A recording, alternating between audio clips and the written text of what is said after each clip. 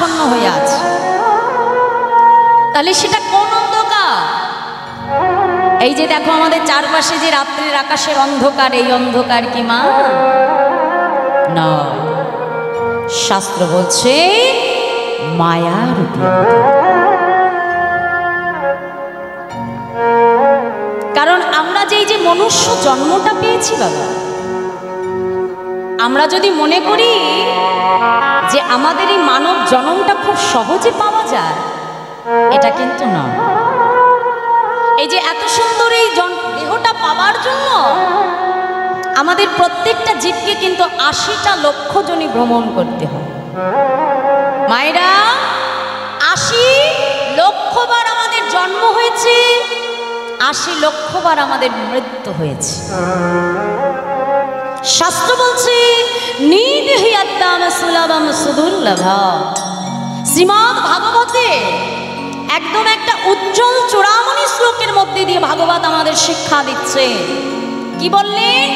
নিদেহিয়াত্তাম। নি শব্দের অর্থ হলো নর, দেহ শব্দের অর্থ হলো শরীর, আত্মাম শব্দের অর্থ হলো আদি নৌকা। অর্থাৎ এই দেহরূপী যে আদি নৌকাটা আমরা পেয়েছি বাবা, শাস্ত্র বলছে এই আদি নৌকাটা পাওয়া সুলভম আবার সুদুর্লভ। সংস্কৃত শ্লোকে বললেন মা সুলভম সুদুর্লভ, মানে একই সঙ্গে সুলভ আবার একই সঙ্গে দুর্লভ। তাহলে এবার আমাদেরকে একটু জানতে হবে। তুমি বলবে মা তুমি সংস্কৃত বলে গেলে তো হবে না, আমাদের বুঝিয়ে দিতে হবে, তাই না? সুলভ মানে কি মা? যেটা খুব সহজে আমরা পাই। যেমন বাজারে যদি আমরা 1 কিলো আলু কিনতে যাই, 1 কিলো আলুর দাম কত? কি আমার মায়েরা বলো, 1 কিলো আলুর দাম কত? খুব ভালো হলে 30 টাকা, কি তাই তো? ভালো আলু, চন্দ্রমুখী আলু ধরলাম 30 টাকা। এবার যদি আমি বাজারে 1 কিলো সোনা কিনতে যাই, বলে 1 কিলো দূরে থাক মা, 10 গ্রাম ভাবতে গেলেই বুকের পিলে চমকে ওঠে, তাই না? তাহলে সোনাটার এত দাম কেন মা? ভগবান একবার যা তৈরি করে রেখে দিয়েছে খনিতে, তার বাইরে যে আর কেউ তৈরি করতে পারে। সোনাকে আমরা গাছে ফলাতে পারি বছর বছর, কিন্তু আলু ফলাতে পারি তো? হ্যাঁ, তাহলে আলুটা আমরা প্রত্যেক বছর চাষ করছি, প্রত্যেক বছর পাচ্ছি। তাহলে আলুটা কি বস্তু? সুলভ, আর সোনা দুর্লভ। কেন? ভগবান তৈরি করে রেখেছে, আর কেউ আমরা সৃষ্টি করতে পারি না। সোনাটার অনেক দাম, এই জন্য সোনাটা হলো দুর্লভ বস্তু। তাহলে আমাদের এই মানব জন্য আপনারা বলবেন মা এই দেহটা কি করে সুলভ আর দুর্লভ হয়ে গেল? এই দেহটা পাওয়ার জন্য আমাদের প্রত্যেকটা জীবকে ৮০টা লক্ষ জনি ভ্রমণ করতে হয়। কয় লক্ষ জনি বললাম? আমার সঙ্গে গল্প করতে হবে, কিন্তু আমি আগেই বললাম আমি গল্প করব বলে এসেছি তোমাদের সঙ্গে। কত লক্ষ বললাম? ৮০ লক্ষ। এই ৮০ লক্ষ জন্মের সর্বপ্রথম জন্ম, মায়েরা গুনে ফেলো সবাই, আমি বলে দিচ্ছি দেখো। প্রথম বলল স্থাবর বিংশতি, সর্বপ্রথম বৃক্ষকুলে আমাদের জন্ম হয় 20 লক্ষ বার। 20 লক্ষ বার। কত না আম গাছ হয়েছি, জাম গাছ হয়েছি, গুল্ম লতা হয়েছি। তাহলে 20 লক্ষ বৃক্ষ জন্ম হতে আমি মুক্তি পেলাম কবে? যেদিন তুলসী বৃক্ষরূপে আমার জন্ম হলো। নিতাই গৌর হরি বল হরি। আচ্ছা বাবা, একমাত্র তুলসী পত্র দ্বারাই কিন্তু আমার গোবিন্দ সেবা হয়, তাই না? আমি ভগবানকে যে ভোগ নিবেদন করব, তাতে যদি তুলসী পত্র না পড়ে মা, ভগবান কিন্তু নিবেদিত সেই ভোগ গ্রহণ করবে। তাহলে যেদিন এই 20 লক্ষ বৃক্ষ জন্মে তুলসী বৃক্ষরূপে আমার জন্ম হলো, সেই দিন এই 20 লক্ষ বৃক্ষ জন্ম হতে আমার মুক্তি লাভ। তাহলে এবার 20 লক্ষ হয়ে গেল মা। এরপরে বলছে 9 লক্ষানি জলজা। তাহলে 20 লক্ষ বৃক্ষ জন্মের পর 9 লক্ষবার আমার জন্ম হচ্ছে জলের মধ্যে। কত না ঝিনুক হয়েছি, শামুক হয়েছি, মাছ হয়েছি। এবার তোমরাই আমাকে বলে ফেলো দেখি যে জলের মধ্যে কোন বস্তু দিয়ে আমরা ভগবান সেবা করি? দেখি তো মায়েরা বলো। শঙ্খ। বাহ! তাহলে যেদিন শঙ্খরূপে আমার জন্ম হলো সেই দিন 9 লক্ষ জলজ জীবন হতে আমার মুক্তি লাভ হয়ে গেল। এরপরে বলছে কৃমি আর রুদ্র শঙ্খক। কৃমিকীট রূপে আমার জন্ম হলো 11 লক্ষ বার। আর এই কৃমিকীট জন্মের শেষ জন্ম হলো মধুকর, অর্থাৎ যেদিন মৌমাছি রূপে আমার জন্ম। তারপরে শাস্ত্র বলছে পক্ষী নাম 10 লক্ষ কম। পক্ষী কুলে আমার জন্ম হলো 10 লক্ষ বার। আর পক্ষী জন্মের শেষ জন্ম কোনটা দেখি বলিও, বলো মায়েরা। ময়ূর। ময়ূরের পেখমটা কোথায় থাকে? গোবিন্দের মস্তকে। তাহলে যেদিন ময়ূর কুলে জন্ম হয় সেদিন 10 লক্ষ পক্ষী জীবন হতে মুক্তি লাভ হয়। এরপরে বলছি 30 লক্ষ কম পশু বা নষ্ট। পশুকুলে জন্ম হলো, আস্তে আস্তে আস্তে, পশুকুলে জন্ম হলো আমাদের 30 লক্ষ বার। আর এই পশুকুলের শেষ জন্ম যেদিন গাভী কুলে আমার জন্ম হলো। ওই গাভীর দুগ্ধ দহন করে ক্ষীরসর নবনী তৈরি করে সেই ঘৃত, সেই নবনী, সেই মাখন দিয়ে যখন গৌর গোবিন্দ সেবা হলো, ভক্ত সেবা লাগলো, সেই দিন আমার এই 80টা লক্ষ জনি ভ্রমণ শেষ হয়ে গেল।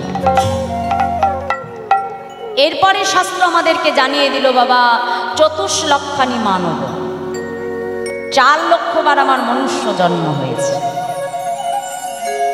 তাহলে প্রত্যেকটা জন্মে কিন্তু আমরা লক্ষ্য করছি যতক্ষণ না এই দেহটা আমার গৌর গোবিন্দ সেবায় লাগবে ততক্ষণ কিন্তু এই দেহের কোনো মুক্তি নাই। কি বাবা ঠিক বললাম তো? তাহলে আমাদের এই মনুষ্য জন্মটা পেয়েও কিন্তু তার বৃথা হবে না। আমি এই মানব দেহ পেলাম, শুধু এত সুন্দর দেহ পেলাম, সারাদিন নিজেকে সুন্দর করে সাজালাম, সংসারের কাজ করলাম, ভালো খেলাম, ভালো ঘুরলাম, ভালো পড়লাম, এর জন্য ভগবান দেহ দিয়ে পাঠায় নাই বাবা। যদি এই করতে করতে আমাদের মানব জন্মটা চলে যায় তাহলে জানবে এই মনুষ্য জন্ম তোমাকে পাবার জন্য আবার এই জন্ম মৃত্যুর চক্রে আবর্তিত হতে হবে। তাহলে আমাদের মনে তো প্রশ্ন জাগতেই পারে, মা আমি কি সারাটা জীবন ধরে এমন আবর্তিত হতেই থাকবো? মুক্তি আমার সেই দিন হয়ে যাবে বাবা। দেখো মানুষ যখন মারা যায়, ভালো করে বোঝে নাও, মানুষ যখন মারা যায় তার দেহটা মরে যায় কিন্তু আত্মাটা মরে না। আত্মা অবিনশ্বর, আত্মার মৃত্যু নেই। এই আত্মাটা আবার ওই 80 লক্ষ জনি ভ্রমণে চলে যায়।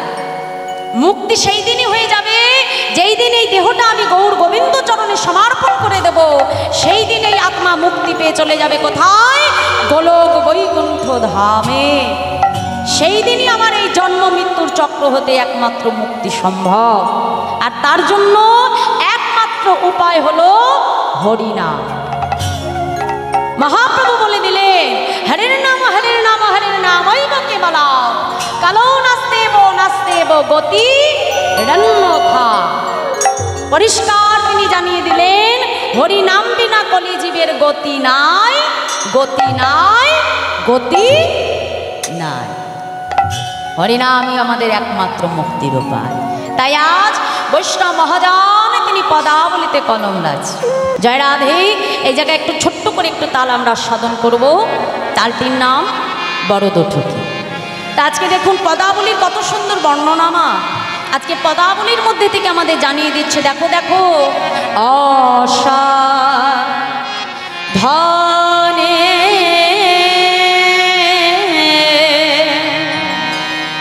চিন্তা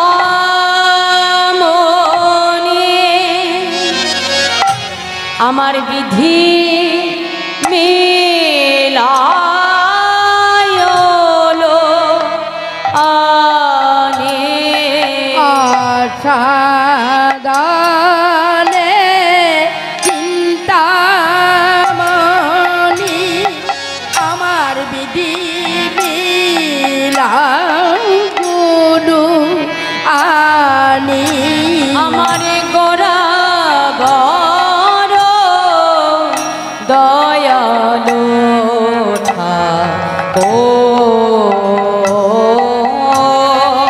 আমার গোরা বড় দয়ালু ঠাকুর কোন সাধন ভজ লাগিল না রে কোন সাধন ভাজন লাগিল না রে তারে অসাধনে পাওয়া গেল সাধু ভজ লাগিল না রে অসাধনে পাওয়া গেল কোন সাধন ভজন লাগিল না রে বলি অসাধনে পাওয়া গেল কোন সাধন ভজন লাগিল না রে এমন দয়াল গৌরবতারে সাধন ভজনে লাগলো না রে বলি অসাধনে পাওয়া গেল দয়াল গৌরবতারে কোন সাধন ভজন লাগলো না রে তাই গৌর হরি হরি কোন সাধন ভজন লাগলো না রে অসাধনে পাওয়া গেল এমন দয়াল গৌরবতারে সাধন ভজনে লাগলো না রে আমার হরি বলা হলো না রে সাধন ভজন লাগিল না রে বলি অসাধনে পাওয়া গেল সাধন ভজনে লাগলো না রে বলি অসাধনে পাওয়া গেল দয়াল গৌরবতারে কোন সাধন ভজনে লাগলো না রে এমন দয়াল গৌরী অবতার বলি অসাধনে পাওয়া গেল অসাধনে পাওয়া গেল সাধন ভজনে লাগলো না রে অসাধনে পাওয়া গেল সাধন ভজনে লাগলো না রে আমার দয়াল গৌরবতারে কোন সাধন ভজনে লাগলো না রে দয়াল গৌরবতারে আমার হরি বলা হলো না গো দয়াল গৌরবতারে কোন সাধন ভজনে লাগলো না বলি দয়াল গৌরবতারে কোন সাধন ভজনে লাগলো না বলি অসাধনে পাওয়া গেল সাধন ভাজন লাগিল না রে অসাধনে পাওয়া গেল সাধন ভজন লাগলো না একটু বেশ দিন দাদা বেশ মানেন জয় রাধে মনিটরটা তুলুন আর বেশটা দিন বলছে যে অসাধনে পাওয়া গেল সাধন ভজন লাগলো না নাই কলিতে কিবোর্ডটা একটু বেশ করুন জয় রাধে নাই কলিতে ভগবানকে পাওয়ার জন্য কষ্ট করতে হয় না মা শাস্ত্রে বলছে কৃতি যথায় বিষ্ণু তেতায় যজ্জতমকয় দামরি পরিচর্যন কলো তদ্ধরি সংকীর্তনা সত্যযুগে ভগবানকে পাওয়ার উপায় হলো ধ্যান তেতাযুগে ভগবানকে পাওয়ার উপায় হলো যাগযজ্ঞ আর দাপর যুগে ভগবানকে পাওয়ার উপায় হলো পূজা অর্চন তাহলে আমাদের এই কলিযুগে কি সময় আছে মা যে ধ্যান তপস্যা করে ভগবানকে ডাকবো? আমাদের কি সময় আছে? আমরা ধ্যান করে ভগবানকে ডাকবো, সময় আছে কি মা? কথা বলো। সময় নাই। যাগযজ্ঞ সেটাও সময় নেই, পূজা অর্চন তাও সময় নেই। তাহলে আমাদের উপায় একটাই উপায়, মহাপ্রভু তিনি বলে দিলেন। মহাপ্রভু তিনি জানতেন, তিনি এত বড় দূরদর্শী ছিলেন, তিনি জানতেন মা আমি যদি কলির জীবের জন্য কঠিন পথ বলে দিই তাহলে সেটা তারা করবে না। আপনি আচরি ধর্ম জীবেরে শেখায়, আর আপনি না আচরিলে কভু শেখানো না যায়। নিজে হরিনাম করলেন আর আমাদের মতো জীবকেও তিনি হরি বলালেন। নদিয়া রাজপথে দাঁড়িয়ে দুটি বাহু প্রসার করে নদেবাসীকে ডেকে ডেকে বলছে, নদেবাসী তোমরা সকলে আমার সঙ্গে বলো। কি বলবো প্রভু?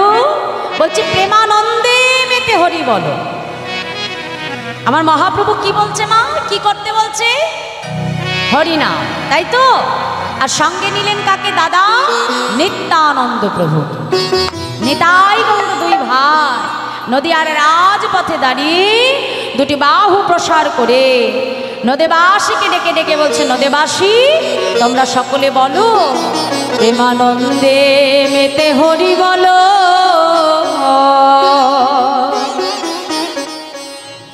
হরি নামের বন্যা চেলো, প্রেমানন্দে মেতে হরি বলো। হরি নামের বন্যা যে গেলো, প্রেমানন্দে মেতে হরি বলো। হরি নামের বন্যা চেলো, প্রেমানন্দে মেতে হরি বলো। হরি নামের বন্যা চেলো, প্রেমানন্দে মেতে হরি বলো। হরি নামের বন্যা চেলো, প্রেমানন্দে মেতে হরি বলো। হরি নামের বন্যা যে গেলো।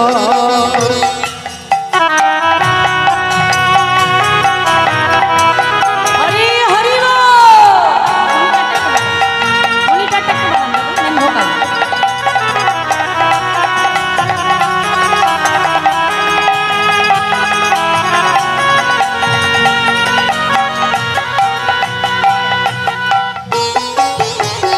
রাধে রাধে।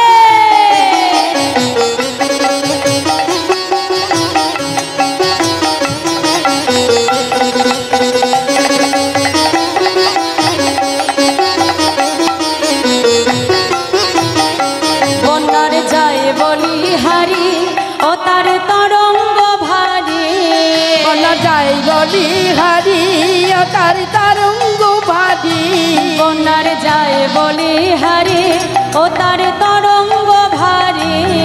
বলা যাই বলি হারি, তার তরঙ্গ ভারি। আচ্ছা মাইরা আস্তে আস্তে বলি, তরঙ্গ মানে কি বলো তো? তরঙ্গ মানে কি? ঢেউ ঢেউ, তাই তো? তা আমাদের নবদ্বীপে রোজ বন্যা হয়, রোজ ঢেউ ওঠে। কিসের বন্যা বলো তো? হরি নামের বন্যা। তা আজকে আমরা কোথায় বসে আছি? তোমাদের এই গ্রামটার কি নাম মাইরা? এই গ্রামটার কি নাম? আমনপুর। তা আজকে কি এটা আমাদের আমনপুর আছে গো? নাই তো? আমার মায়েরা আমাদের জন্য সুন্দর করে একটা বৃন্দাবন নবদ্বীপ ধাম তৈরি করে দিয়েছে, কি তাই তো? শাস্ত্রে বলছে যেদিন যেখানে হয় হরিনাম সংকীর্তন, সেথায় যদি হয় এমন সুমধুর ভক্ত সমাগম, যদি আমাদের সবার হয় এক মন, না হয় কবু মোরাই আনমন, সেই তো নিত্য নবদ্বীপে, সেই তো মধুময় শ্রীরাম বৃন্দাবন। বাবা শুধু আমি পয়সা খরচ করে বৃন্দাবনে ভগবান দেখতে যাব নয় বাবা, এটাই বৃন্দাবন হয়ে যেতে পারে যদি আমাদের সকল ভক্তের মনটা তার চরণে সমর্পণ হয়ে যায়। জানবে এখানে বসেই এই আমনপুরি আমাদের বৃন্দাবন নবদ্বীপ ধাম তৈরি হয়ে যায়, কিমা তাই না? তাহলে আজকে আমাদের নবদ্বীপে যেমন রোজ বন্যা হয়, রোজ ঢেউ ওঠে, তা আজ আমাদের আমনপুরের নবদ্বীপে কি একটু বন্যা হবে? একটু ঢেউ উঠবে কি?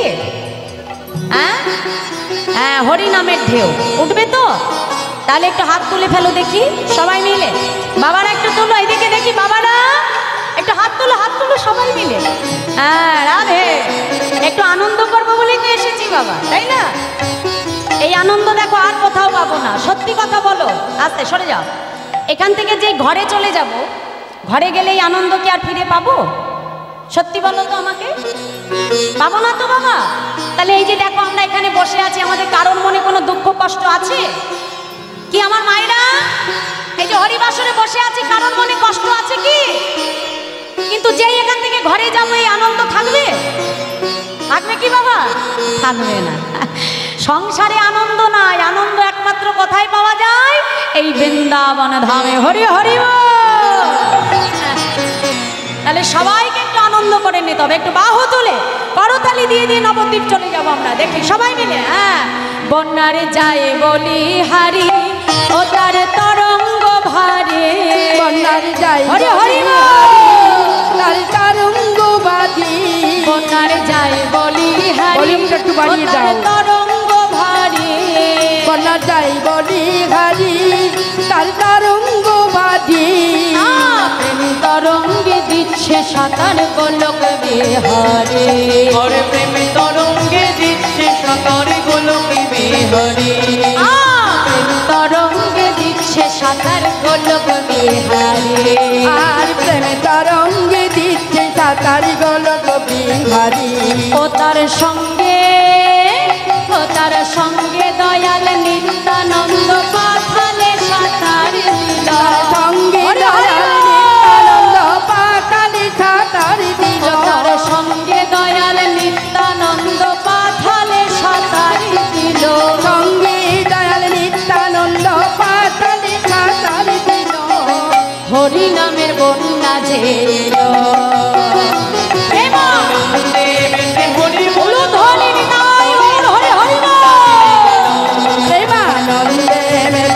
বল, হরি নামের বন্যা যে এলো। প্রেমানন্দে মেতে হরি বলো, হরি নামে বন্যা দিয়ে গেল। আনন্দে মেতে হরি বল, হরি নামের বন্যা যে এলো।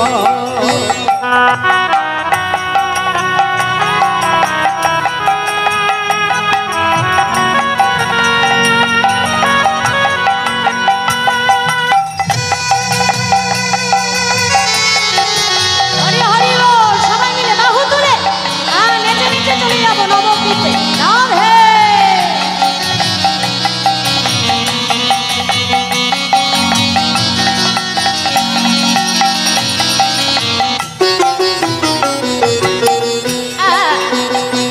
এমন বন্যা দেখি না জীব শুকনাতে তলা। আমার বন্যা দেখি নয় শ্রী শুকনাতে তলা। এমন বন্যা দেখি না জীব শুকনাতে তলা। আমার বন্যা দেখি নয় শ্রী শুকনাতে তলা। আগে ডুবলো নদের পুরুষ নারী জাতির বিচার না। আর ডুবলো নদীর পুরুষ নারী জাতির বিচার নাই। দাঁড়াও দাঁড়াও, বলি আমাদের হরিনামে কি কোনো জাতি ধর্মের বিচার আছে কি? আমার মায়েরা বলো তো, আছে নাকি? নেই তো বাবা। বলে যদি থাকতো তবে হরিদাস সে কাজীর ছেলে, সেও বুঝি ডুবে গেল। হরিদাস বাহু তুলে।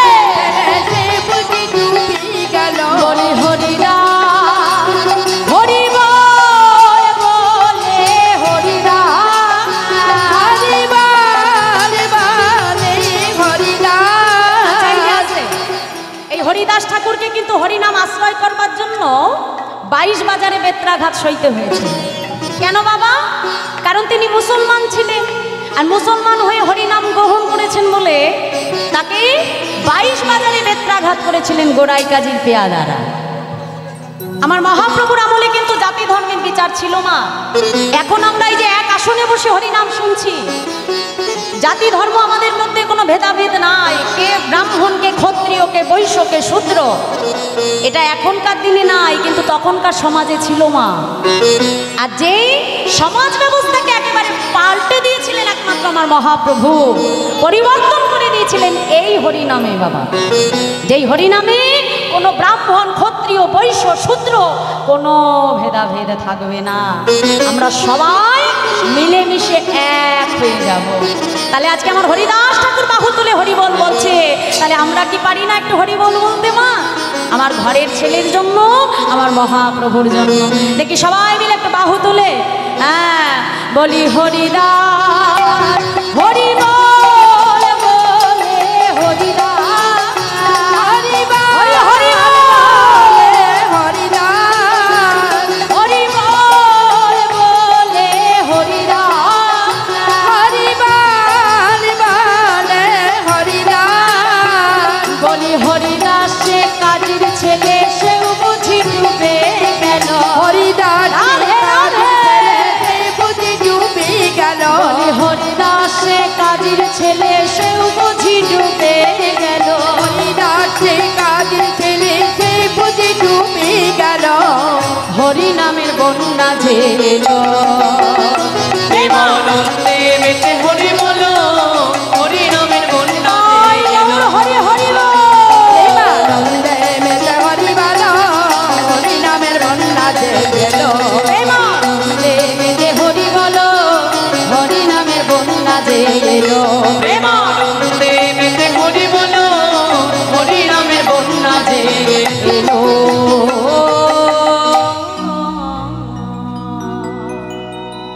তাই আজ এই হরি নামের দ্বারা আমার চৈতন্য মহাপ্রভু নিজে আচরণ করে নিজে হরি বলে বাবা আমাদের মতো জীবকে তিনি হরি বলিয়েছে।